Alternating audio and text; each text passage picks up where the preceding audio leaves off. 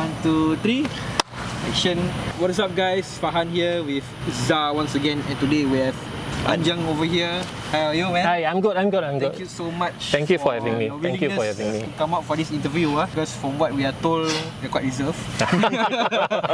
And we are glad that you are willing to come out and share lah. Okay. And Hopefully I can share as much as I can, but yeah. okay, so you guys, just to introduce him, he actually has 2 extreme overland rides. Brother Anjang here has already done the most recent one. 2 years ago, he did a Wild Africa ride, which he rode from Cape Town, South Africa, all the way to Cairo, Egypt. Mama. And that is awesome, man. And I see his photos, his video. Wow, it must be one hell of a trip. And then the other ride he did was a Transasia ride. # to live the dream. That one. Yeah, which country you covered? Yeah. Oh, here, it's all here. Dapat t-shirt. We all shit like this only, nothing also. Russia, Mongolia, Kazakhstan, Iran, Turkey. Oh, So it happening. what's the right call again? Transasia. This one, I hashtag it to live the dream lah. It's one of my very first dream ride lah. So I see. So this is the very bike that this bike behind me is the one that travels to Africa. Yeah, it's a 1200 GSA, common overland bike lah. I know that this is a very common overlanders Yes. bike, but Right. then what made you want to choose the BMW actually? Just for the record, I'm not a fanboy of BMW. It so happened that because of my height, and then I couldn't find anything smaller than what GS has to offer. In terms of comfort-wise, in terms of reliability, and the maintenance support, technical support, it is available mostly worldwide. So during my ride in Africa, this bike is still under warranty. So when I travel Africa, I had some problem, and then just sent to the agent there. They took care of it. So not a problem. BMW in Africa. Yeah. Wow. Surprisingly, in some of the Africa countries, they do support BMW quite a bit. Yeah. Oh, okay. Even those countries we perceive as third world, backwards. Yeah, maybe lah. For those who read only in the news, Okay, with that, I think we want to start on why you want to, what made you want to go for such a ride? Maybe you start your first one, the Asia one. Or maybe perhaps your very first ride. Before you do all this, the Transasia and the World Africa ride, where did you go actually, your first? I've been riding almost 20 over years. All right. As you ride, as you live your passion evolves. So you start from a local ride, and then slowly you move upwards towards north, and then it will never end. And if you are really an avid rider, your riding style evolves, and I would say it is very contagious. You want more and more and more. From then on, you explore Southeast Asia, and then Asia, and then beyond, as much as you can. It speaks the same for both of us. Ever since the Laos trip, we do want to go further and further. It is very contagious. You tend to want to travel more and more. And to add, and to make things worse, you have people around you, those who are overlanders, poisoning you. Hey, you are already here. Might as well you spend one more week, you reach this place. True. And the trip will never end lah. Okay, so with that, where's your first stop actually? Your very first, from Singapore to where? For which trip you're referring to? Your very first overland trip. Those countries that I can overland cross land border, like Southeast Asia is not a problem, like Thailand, Laos, and Vietnam, all these things not a problem. But during my trip on to live the dream, there I started from Russia. Initially, I wanted to do an overland ride through China, but going through China, I think the cost is very high. The cost is very high. You need to pay the guide. You need to have certain amount of people to go through the guide. They expect about at least minimum of 7 to 8 riders per group to go through China, cross over to Mongolia. So that ride, initially I had the quota, about 8 of us. And then as time goes by, as time goes nearer, it gets smaller and smaller and smaller. At the end of the day, I only have 2 riders. So I have to decide, are we going to go overland or are we going to fly cross over China? And then we start somewhere. After much calculation and ding dong, ding dong, ding dong, I decided to start from Russia. That means I export my bike, our bike, my friend and I, from Singapore, export it out to Russia at Vladivostok. Then from there we start our journey. This is my first long journey, I would say. Yeah. Wow. From Russia, I start Russia, then down to Mongolia, Central Asia, downwards, then Turkey, Iran, Turkey, and that's it. Before I actually proceed on with it, was it a challenge to get the bike from Singapore to Russia? I mean, Russia-wise, they don't open to everybody. Not really, not true. Really, no, it is very. Russia is very, very accommodative and it's very friendly. You just need to get the right people for your importation of bikes. So once you get the right company to deal with you, then okay. And the best part, Russia, you don't need a Canon. CDP. They have what they call it, the temporary import permit, TIP. They will do for you everything. Of course, there's some fee to pay, but avoid having a Canon. So you do this through an agent? Agent, yeah. We liaise with the agent over there for the clearance of the bike, and then the agent will do everything, the transport, the permit, everything, blah, blah, blah, blah, blah. You then settle some amount, and yeah, you can go. So the only thing about Russia is cool.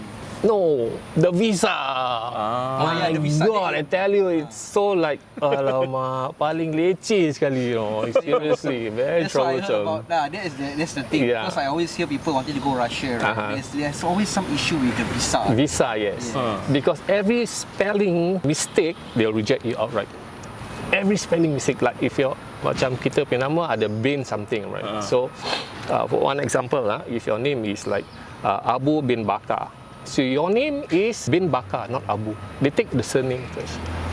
So bin Bakar, that is your father's name, as your name, and the first name is your surname. So that's how they deal with it. I see. And then the bin must be exactly what's been written, BIN. For us, it's optional to use it or not to use. So they are different. They are so strict that everything has to be perfect. I was rejected 3 times for applying Russia visa. So when you managed to get in, right, you started at Vladivostok. Wow, I think the challenge. I think being Russia, right, the climate must be a challenge for you guys. During that time when I arrived Russia, it was in September, autumn, mid-autumn, towards late autumn. The winter is about a month away. We are already freezing. The temperature was about at the 12, 13, but for them, it's warm. Oh my God. 13, 14, they say it's very warm. I said, okay, here we are, 3-4 lapis baju kan. To them, it's warm. We are waiting for the winter to come. So we start our journey from Vladivostok during autumn, but the place was beautiful. Autumn is beautiful. So how are the roads condition there? Like Russia, best. I tell you, it's so well kept. You're talking about the highway, it's superb. I think 10 times better than the north south.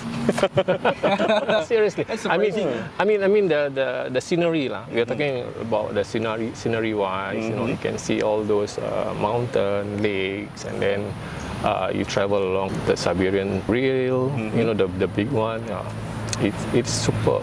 Then the weather is so cooling, and then we don't feel that tired. Let's talk about language barriers with Russians. Yeah. Oh my God. Do they speak English? Seldom. Sometimes they refuse to, but yeah, never mind. But if they see our stories, I always rely on Google Translate. We use Google Translate, we speak, we translate, we talk to them, okay lah. As long as the message goes through, I think that's part of the adventure. Yeah, it's true. Well, everything is we are so familiar, then there's nothing. There's no challenge, Yeah, there's no challenge. Okay, so let's talk about after Russia. Where do you go from there? Then from Russia, then we go into Mongolia. Mongolia, I tell you, is the best country I have ever been. Until now, if I were to compare the countries that I've been through, Mongolia is the best of the best. Why do you say so? Okay, why do I say that? It's because in Mongolia, if you were to travel in Mongolia from September, October. There is late autumn to early winter. This is the only country I feel, this is my own personal opinion, this is the only country I feel that it offers everything. You want desert, you want mountain, you want snow-capped mountain, hundreds of river crossing, desert crossing, anything. So it's there, everything, what you want is there, you know. There's basically 4 seasons in the whole country lah. Yes. Oh man. So in Mongolia, you actually go off-road? Off-road, most of it are off-road. They do have a path, and then certain parts of Mongolia, because I entered Mongolia in the center, near going to Ulaanbaatar, and then I'm exiting on the western part of Mongolia, going out to Russia again. So that certain part of the area is really like unmarked. So yeah, you really have to depend on your instinct and then help of the locals, everything. Even there's one time, there's one part in Mongolia where we are at a mountain, somewhere in the high range altitude, where we are cut off with GPS. There's no signal in GPS. We have no signal in phone line. There's nothing. Our phones are totally dead, you know. So yeah, we just look for those caravan. Talk to them and then show us the direction. They even point at certain landmark. There's one scenario, they were pointing us to a mountain where the mountain was like between 2 mountains, there's a V shape there. Follow that direction. Follow that direction. So, okay, yeah. They said that side will lead you to another small town behind that mountain. So that's our point, target, and then we just go through there. True enough, up behind that mountain, there is a small town where you can rest. Oh, that must be really an adventure. Wow, the way you describe it is like, you can imagine, you know, like you're coming there. It's like everything is eye-opening for you. Yeah. It is a true adventure, in the sense that sometimes when there's even the path that you are using, there's one going left, one going right. You don't know where. There's no signboard or nothing. So yeah, just that feeling. So I assume that after Mongolia, you went to the former Soviet bloc countries. Yeah, the Central Asia. Yeah, Central Asia. Yes. Central Asia. And especially for those countries which has some sort of the residual communist kind of like things, where I heard Kazakhstan, if you want to take a picture, you'll be stopped by police or something. Yes. Is that true? Yes. Yeah, to a certain degree, yes. Kazakhstan is not. Kazakhstan is very open.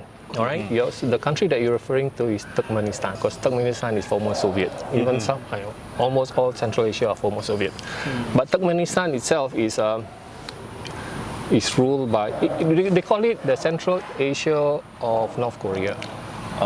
Same thing. How you see North Korea, how it's been ruled by a lifetime president, that's how Turkmenistan is ruled. They are very military. The North Korea of the Central Asia. Yeah, they are very junta, like the Vietnam, like the Myanmar. Yeah, but I don't know whether now they are open up to tourists or not, but during that time when I entered, no photograph to be taken in public. It's a very odd country whereby the visa that they give you is only for transit visa. That means when you enter Turkmenistan, you have about 5 days to exit from the country. That means they want to see what's your next country. Let's say the next country is Iran. They want to see where's your Iran visa so that they know that you are exiting Iran. So they give you 5 days, and then the route, they will dictate you. They will tell you, okay, you use this route, this route, this route, this route, and then exit to Iran on the last day. So at every checkpoint, when you stop over for the night, when you go to any hotel or what, you have to inform the hotel. They will check and tell you, okay, I've arrived at this location. They will take note. Then they will give you some kind of a slip that you stayed here for the night. If you deviate from the route that they're given, which I did on the last day, for a certain reason, and we are caught on the last day before exiting to Iran. That's the next day. On the 4th day, nearing the border of Iran in Turkmenistan, one of our bikes, my buddy bike needs some minor repair, so we went to the workshop, looking for hardware to settle the thing. So we ran off about 20 or 30 kilometers from the route that was given. And so happened one of the senior immigration officer, so-called, called us, asked us our passport, asked us what we are doing here. Immediately our passport was taken, and then escorted us back to our lodging, bring all our bags, and they will send us to a place where it's all barbed wire. You stay there for the night. The next day, they escort us to the Iran border. There you go. Oh, they throw you into the gulag lah. Yeah, literally, with all the barbed wire, everything surrounding the building, I say, shit, man. I say, now. I think in your mind will be like, shit, am I going to be like Executed. I don't know whether they'll be believing or not, but I was thinking all the bad things there. Oh my gosh. Yeah. But wow, what was going on through your mind at that time? Oh, I tell you, I was a bit worried, but as much as I can, I will try to calm down and we smile. Try to smile, and nothing. We just don't create anything worse than what situation is like. We just follow everything. In my heart, where to find my diplomatic embassy or the nearest embassy. That's what's going on in my mind because you are cut off from internet, everything, so you are all on your own. I see. Then what about those other Central Asian countries? Other Central Asian countries like Kazakhstan, Tajik, Uzbek, they are beautiful. They are very accommodating, Very warm. accommodating, they are very friendly. Tajikistan is the best. If you are talking about the mountains, you're talking about the snow cap. What about the food? I mean, they are Muslim countries, right? Yeah. So what about the food? Is it? Unless you are into meat, kambing, then no problem. In fact, from Central Asia all the way to Turkey, it's all kambing. Kambing bread, kambing bread, kambing bread. My kind of food, I love kambing. Yeah. I like chicken though. Okay, so after Tajikistan, and then you entered Iran, which is like another very harsh country. Oh yeah, to some people may think Iran is a very autocratic Yes. those country, but surprisingly no. Iran is very, very accommodative, very, very friendly. The people there are very friendly. Even the police there is so friendly. I tell you, compared to Central Asia, they are one of the best. One of the best country to be in. I see. The people there are so bloody friendly. You stop over everywhere. You want to stop over, they will greet you with nice and then offer you tea to drink. Even in Iran, I was stopped by the traffic police highway. I think I was exceeding the speed limit because there is what they call that language barrier. So he was drawing on the sand patch that's my speed So then, okay, then I'm just sorry and talk, ask where you are, all those common tourist TikTok lah. All broken English. Yeah lah. And then asked me to sit for a while. He goes into the office with one basket fruits and tea and sit down and talk. Wow. I always hear about that. Can you imagine being stopped for an offence and then they offer you warm hospitality? I mean, their hospitality, they extend their fruit hospitality basket to you. and a tea. Wow, that really caught me. Really. And then, okay, I think we forget to mention about this. What about accommodations in all of those countries? You guys mostly stay in hotels or you pitch a tent? Okay, because the time that I went was late autumn and winter. Russia, especially Russia winter is really harsh. So we thought of initially, okay lah, maybe we want to set up tent beside the river or wherever river that we can find. We just pitch up a tent, but no, the weather is too cold. The weather is too cold. You don't want to be going back like a frozen meat. So whenever you reach your final day of destination, right, we will try to look some kind of budget accommodation. Any accommodation will do, as long as keep us warm, main thing, plug to charge your phone. That one important. Internet. Yeah, internet. As long as you have a good accommodation, they provide you with the Wi-Fi. But the accommodations okay lah. Okay, It's not tak cerewet. I mean, if you're not a fussy one, anything that can really you have a bed, you have a toilet, you are done. I mean, a clean bed and a clean toilet is enough lah. And I never book in advance. Never book in advance because you don't know whether you'll be Reaching arriving there on the same time or not. Yeah, true. Then what after Iran, what happened after that? After Iran, we went to Turkey. Turkey, don't say lah, it's so modernized. To Turkey means how? I am to Turkey. From Iran to Turkey, they share border. Oh, they share a border. Okay, Yeah. I didn't know that. I thought they are split by. No, Iraq. no. Iraq. You thought Iraq was in the middle lah. Yeah. Okay lah, because geography is not that good. And So, Turkey was the final destination. Yeah, for that journey, Turkey was my final destination. So basically, Turkey is you won't have any much problem. No issue at all. It's just a highway, boom, from one town to another town where you visit all the historical places. Oh, I love Turkey, man. Ooh. Doing our research, Turkey is like. That's right. Turkey is so big. You'll never. I mean, you have to spend there for months to cover the whole area. But I would just like to visit Istanbul. Why did you choose Turkey as your final destination? why Turkey is because I want to cover Asia. That's why they call it Transasia. If I were to go to Europe, then it'll be a different title for me. So yeah. Turkey is the country that covers 2 continents. Yeah, it has two continent, Asia and Europe, and divided by the river. So Turkey final stop. Then after that, logistically you bring the bike, you ship Back. over the bike in Singapore. Yes. You took yourself. You took a flight lah. Flight back. So like that your budget how much? You're laughing. You're laughing. That means it's gonna be astronomically expensive. No, not really lah. If you really, there is a way how to achieve it. But then again, ballpark figure lah with the flight, with the freight, the shipment, everything, accommodation, blah blah blah blah. It's about 22. I reckon it's not that bad.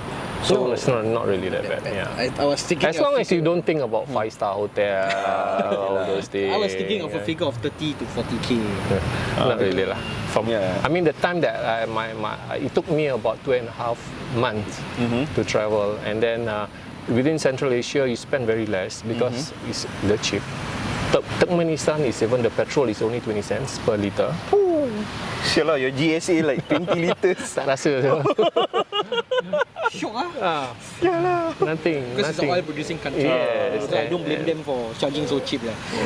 So yeah, you don't really spend that much. You only spend petrol that's expensive in Russia. Other than that, no. From that Transasia trip, right? What's your takeaway from that?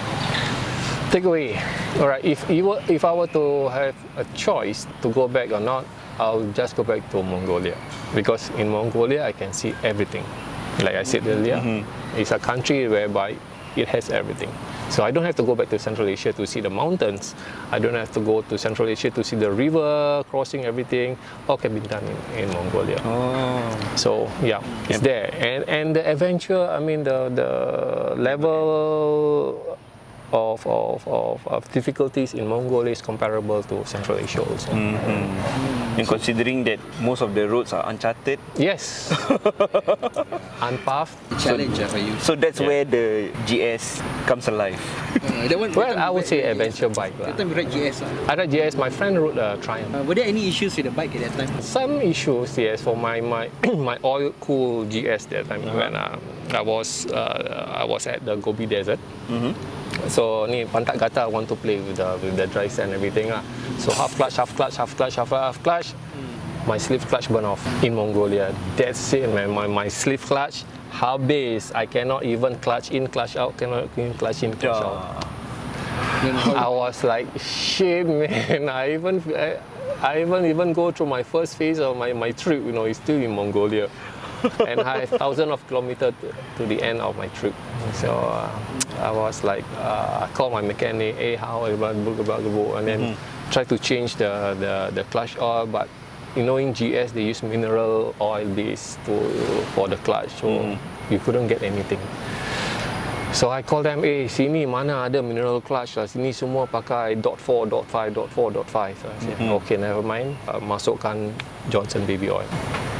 It works. It works. Johnson baby oil, even though I couldn't get the full clutch kan, but I still can feel the pressure a little bit lah. Then just whack, bam, masuk clutch, masuk gear. But you still can have, I still can have the feel of the clutch being engaged a little bit. Walaupun not fully, but there is a pressure.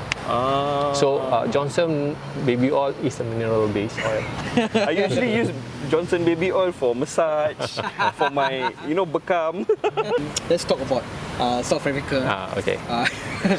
The Africa ride, you basically it's the same process like you bring the bike over from Singapore to South Africa. Right. How was the preparation and planning process like? The preparation to Africa especially, that's a little bit different in a way that besides Canon, besides visas, everything, you need an LOI. Okay. This LOI is not letter of invitation but a letter of identification, LOI from our foreign ministry, so MFA. So you have to write a letter to them and asking that you need a letter of identification from the ministry. Then the ministry will reply to you with all your particulars to say that you are a Singapore citizen with all your personal particulars, everything. So with that letter, you bring to the Kenyan embassy consulate to apply for the visa. And then besides that, on health issue, you need a yellow vaccination. You can have it here. It's not that cheap. It's $200 over. Wow. $200 over, but it's a lifetime. It's a lifetime thing. Yeah. I see. Okay. Alright. So where do you start in South Africa? I mean, there's Cape Town and Johannesburg. I shipped my bike to Durban. Okay. Oh, I never heard that place before. Durban is a port town. It's a small town in eastern of Africa. Then from there, why I start at Durban is because I want to ride to a country called Lesotho. It's a landlocked country, right? Yeah. It's in the middle. Most Africa speak that country. But Lesotho is within South Africa itself. Why I want to travel to Lesotho is because of one of the pass, quite infamous for it. They call it the Sunny Pass. This Sunny Pass is another name they use is Dragon Tail. I've been reading a lot about this thing. Bloody hell, I must ride there. So that's why. So the nearest town is Durban. So happened that it's a port town also. So I ship my bike there. From there, I start from Durban to Lesotho. It took only about 3 hours from where I stayed. And then I ride to Lesotho. This Tail of Dragon. Then chop passport, blah blah blah blah blah. Half a day tour at Lesotho, and then down back the Tail of Dragon. It is very, very challenging. It's very nice. Okay, then from Lesotho, right? Where do you proceed on? Okay, from Lesotho, then I rode down towards Elizabeth, Port Elizabeth, then down to South Africa. From Cape Town, I move up northwards.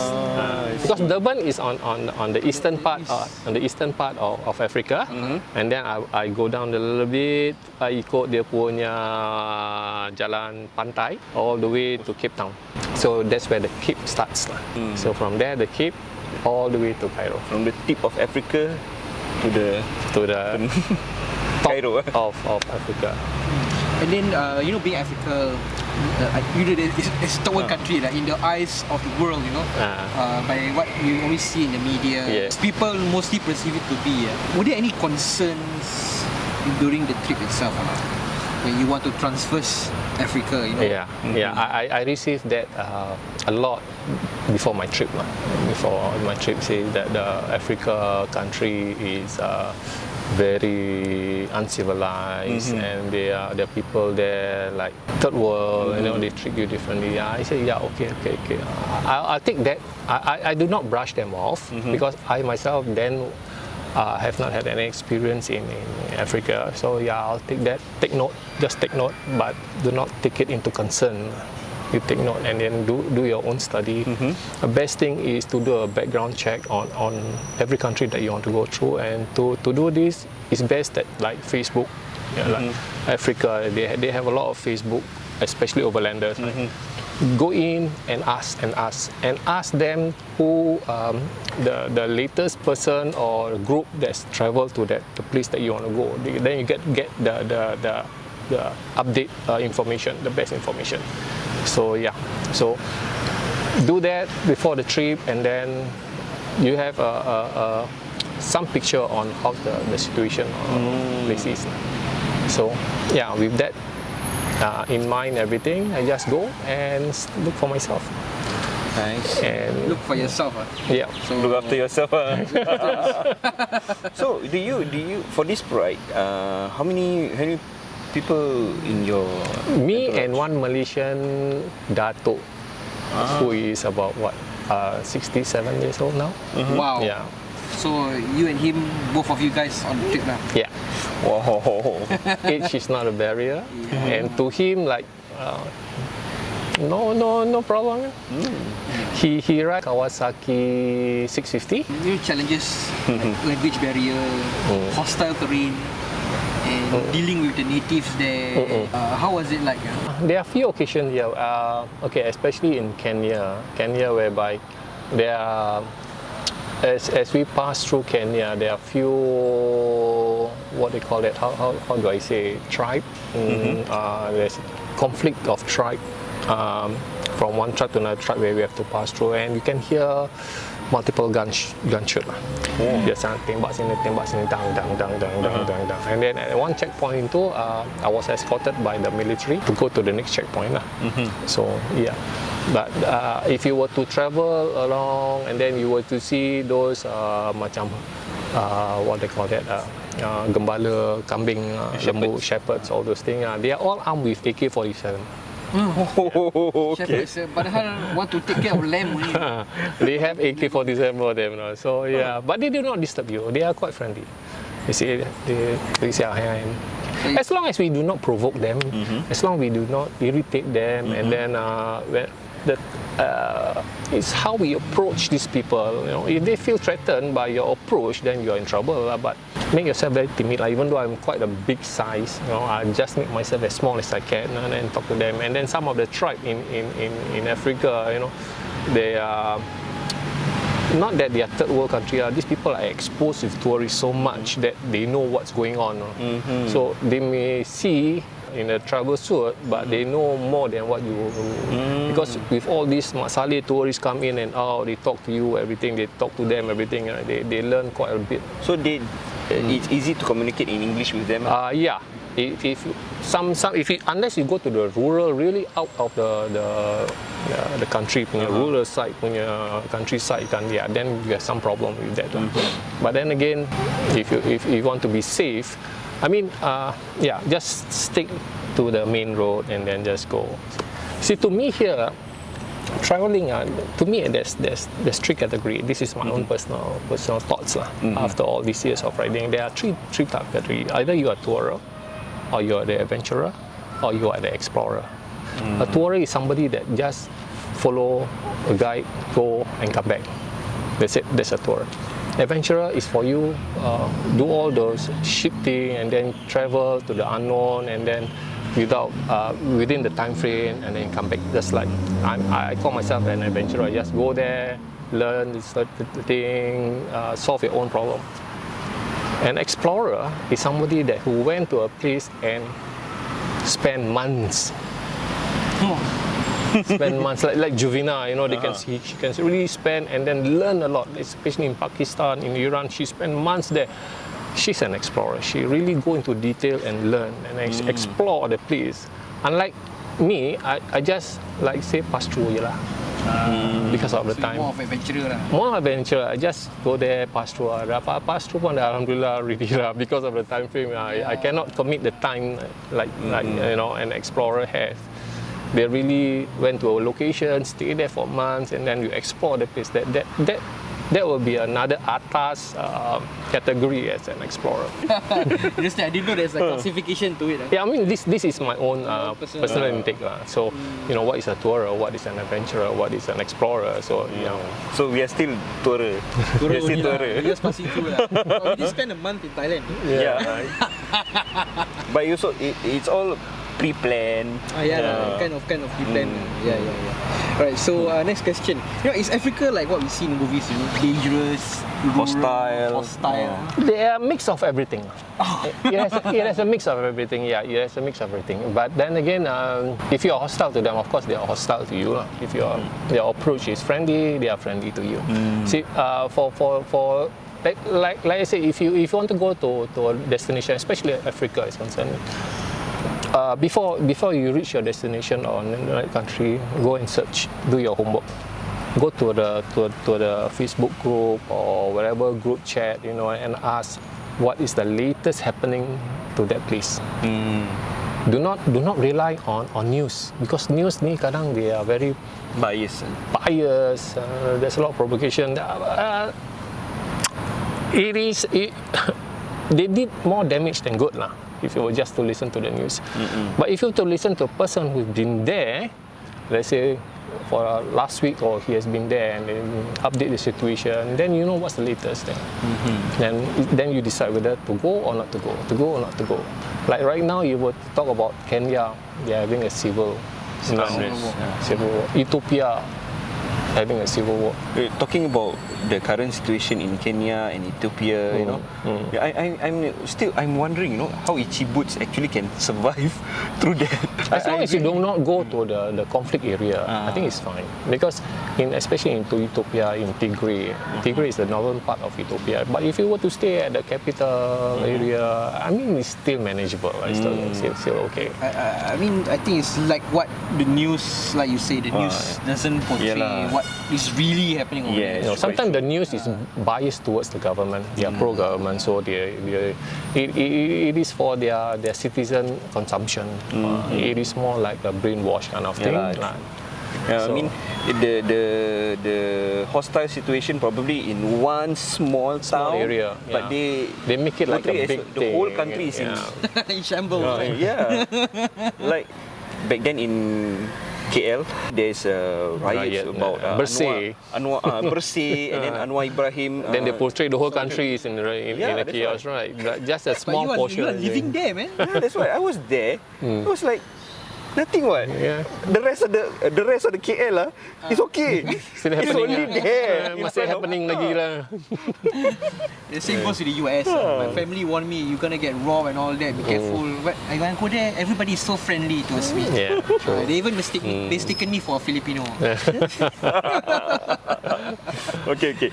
Come on, let's go. Moving on Central Africa, right? After Central Africa, where is it that you transfer to actually? My travel in Africa, they call it the entry level. The entry level. That means I go to the easiest route. That means the eastern route. That means from South Africa, I go to Namibia, and then towards the east, that is the what they call Tanzania, and then Ethiopia, Kenya, Sudan, and then. But I bypass the west because the west is more challenging. So maybe inshallah, some other days I will come back by the west side. So East Africa, going towards East Africa is quite easy because mostly are highways. Unless you want to venture out from the highway and then travel the off-road, it's still possible. It is really not that dangerous. So how is the road conditions? The highway okay. The highway, talking about the main highway is fine. Okay, for South Africa, Namibia, and what's the country again? There are 4 countries. Their highway are so damn bloody good, and you'd be surprised. Even in Namibia, South Africa, the attitude, the drivers, everything, they are so well disciplined. They are so well disciplined because they are taught by the Germans. So they are just so well disciplined, and then if you travel the road, the highway, everything, they signal you, and then safety check everything. They are, you can never find it here. It's an eye opener for me. Yeah. Seriously. I think because their population is homogeneous, right? They don't have much international presence. That's why I think the culture there is very different from ours. I mean, for us, it's an international city, and there's a blend of foreign drivers and also locals, and people here are very competitive. Yeah. So that's why the riding style is totally different. Like in South Africa, especially, you still can feel a little bit feel the apartheid there, especially the whites. They still treat other than their color differently. Let's talk about when you head towards Egypt, right? I think there's a Sahara Desert, right? Sahara is not in Egypt. It's not there. No. It is in Kenya. Kenya. Oh, Kenya. Sahara is Center. Egypt is already on top.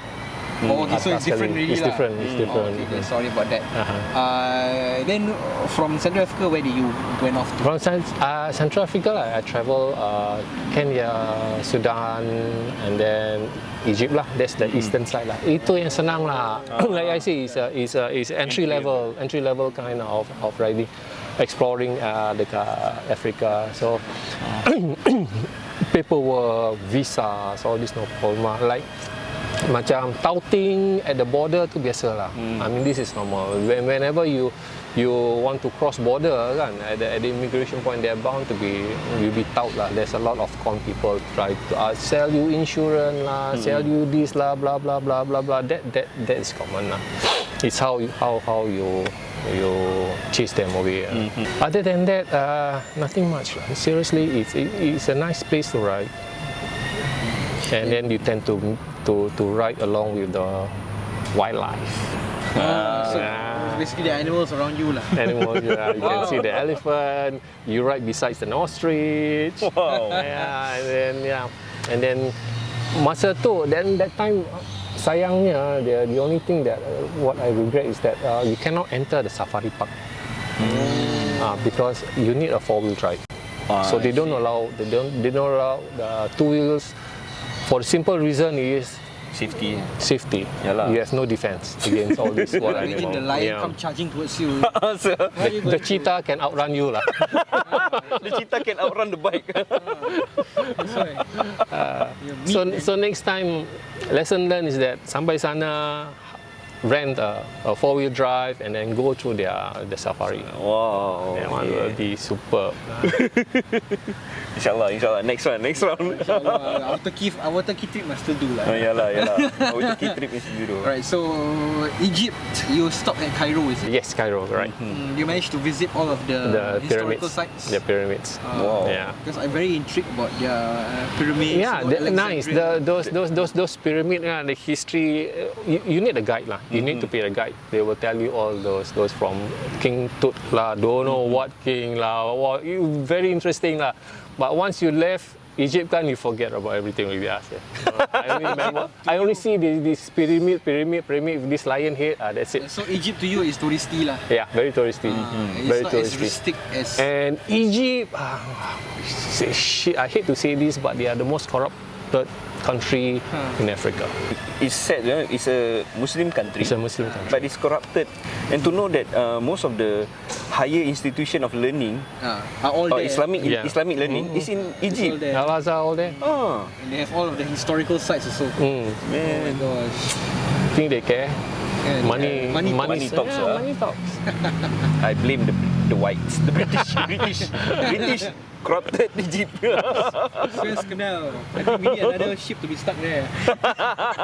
In the process of travelling from Cape Town to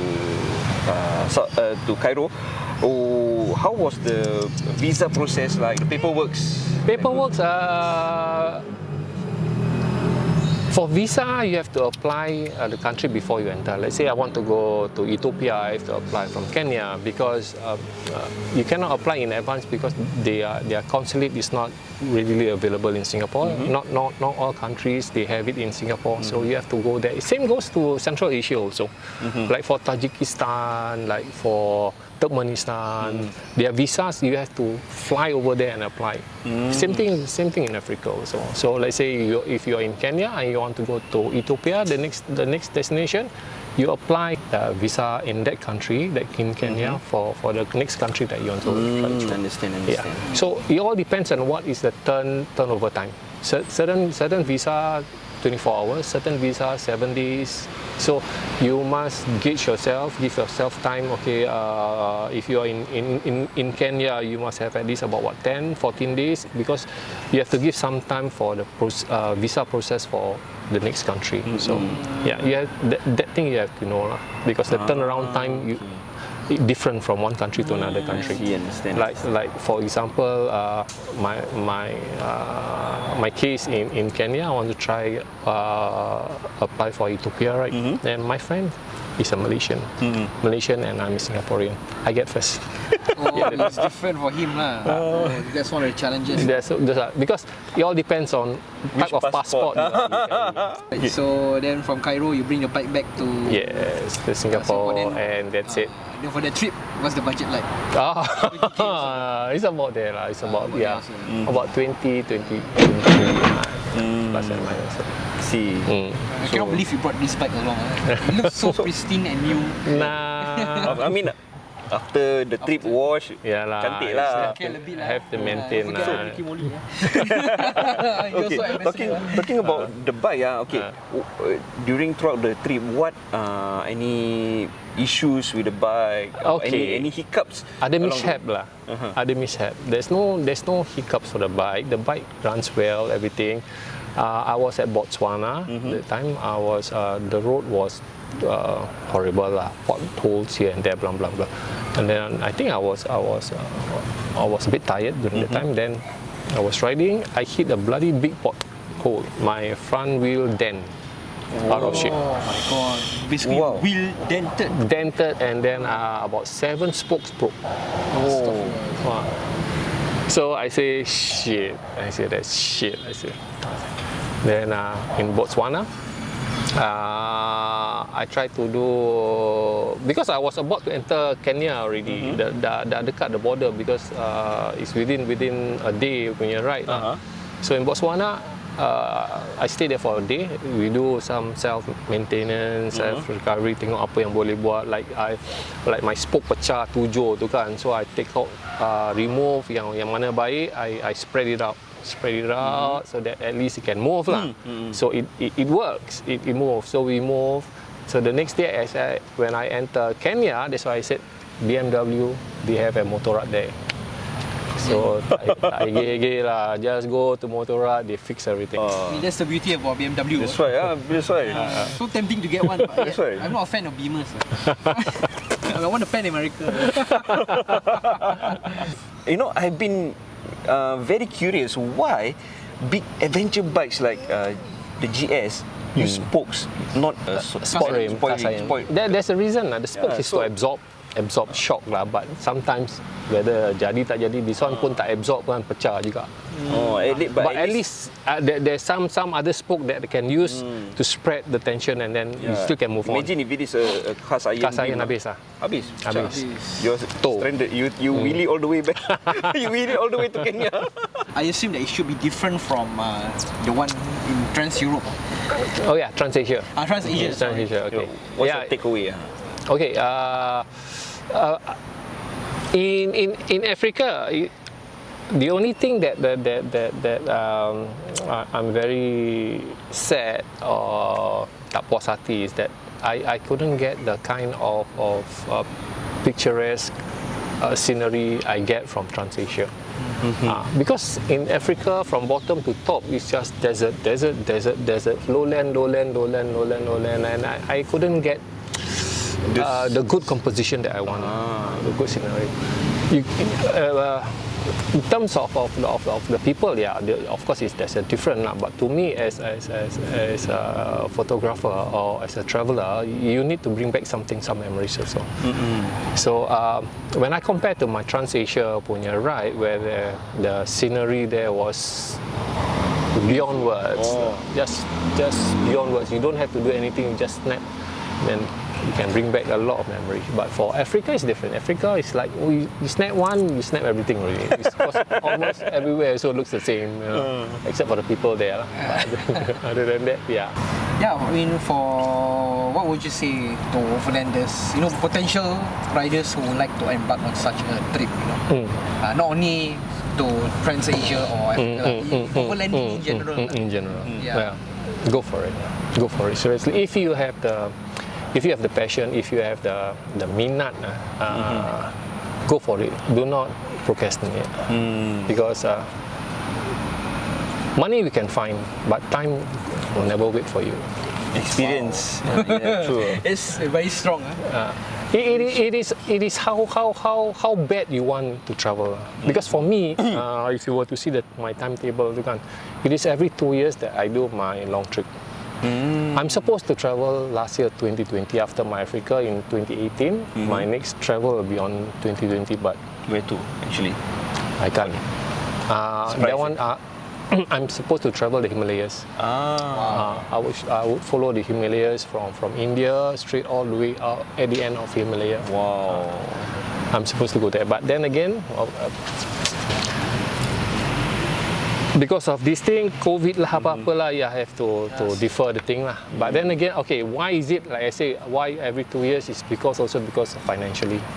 So yeah, I really have to save as much as possible within that 2 years. That's my target. If you have that target reach, then most likely your dream will achieve. Yeah, not too bad. Like I say, it's how much you want it lah.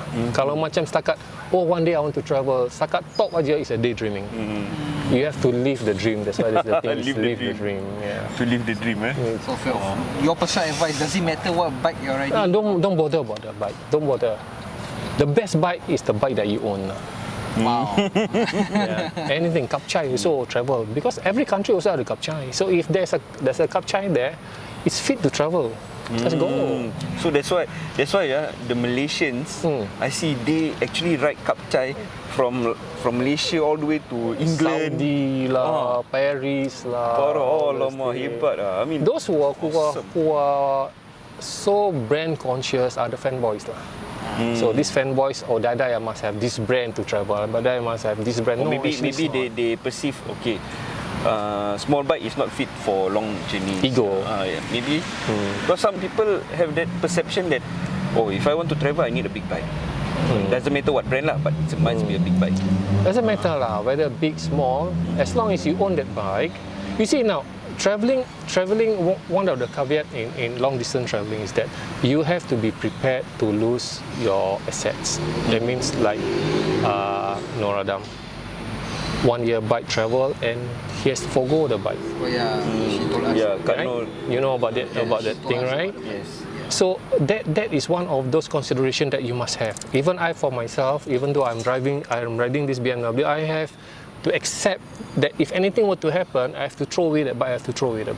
With all the loss, everything, you have to bear with it. So you cannot have any emotional attachment. No, you can't. You can't. That's why I said best to have your own bike. If best, kalau boleh, already been fully paid, so that you do not have any liabilities later on. Like you have to pay insurance, you have to pay gini. Because if the bike's already been paid, everything, then you're travel free. Your mind is free. Put it in words, it's simply a machine. It's simply a tool for you to ride on, to get you to places. Comfort, tak comfort, that's different story lah. You know. But that will lift a lot of your burden. Because when you travel, you remember, alamak, utang lagi 5 tahun ni, macam mana ni? Alamak, aku nak masuk ni, macam mana ni? I think speaking to you really opens up, especially for me, my eyes to adventure is adventure lah. It doesn't matter about whatever. You know, we are in a rat race right now. Yeah. And I mean, work is perpetual. Yes, correct. Adventure is once in a lifetime. Yes. And I'm glad that we made the Thailand trip also. Yeah, true. I mean, the only regret I had is that we didn't do it earlier. Oh yeah. If we had done it earlier, fascinated lah. Wow, can you imagine how many more adventures we can have done? Walao.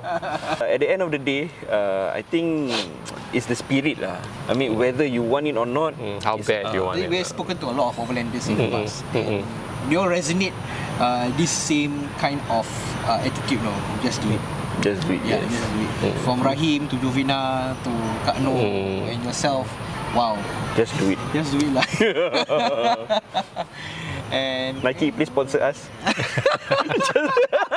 You know, Anjang, I think there's so much more that we can learn from you, you know. But I think this video is just too short. I think even 1 hour video not enough. You need to sit down with him and then have 4 5 hours. 4 5 hours. He will talk all the story. I would love to share whatever experience I have. There's so much things to learn from you, you know, especially in terms of logistics, paperwork, the homework that we need to do before our overland trip. And hopefully, when we can start traveling, then we can come to you again and get advice for our next trip, you know. Don't take too long. My advice to you again here, don't take too long, because whatever advice I can give you now may be obsolete certain times. So right now the world is ever changing. Yes, it's evolving everything. So whatever my experience may not be relevant in So don't wait. Okay, want to travel, don't wait. Just go. Just do it. Make it, please sponsor Live us. your dream. Mang Anjang, thank you so much for sharing your experience with us. My pleasure, my pleasure, my pleasure. It's such an honor to have you on the show. My pleasure, my pleasure. And any riders who want to review the bike, get in touch with us on our social media pages below. Guys, if you want to check out Anjang's photos of his travel, you can search hashtag to live the dream and hashtag Wild Africa Ride. Check out his pictures, awesome man. Interesting. And Follow him lah. yes, and then any comments, suggestion, feedbacks, or any question you want to ask about overlanding, do put in the comment section below. Like and share this video with your riding kakis, and don't forget to subscribe. And also don't forget to support us on our Shopee, buy our merchandise, so that we ourselves, can go for our overland trips and share it with you guys lah. Yeah. Right. So definitely there's gonna be, for us, we're gonna vlog the whole damn thing. So you can expect to see the behind the scenes of everything lah. Yeah. So do support us guys by buying our merch lah. Yes. The next overland trip, you will see us quarreling. We will take the picture. Then who's going to interview you then? Yourself, I don't know. And that's it for the vlog. And we will see you in the next one. Give me all of your love.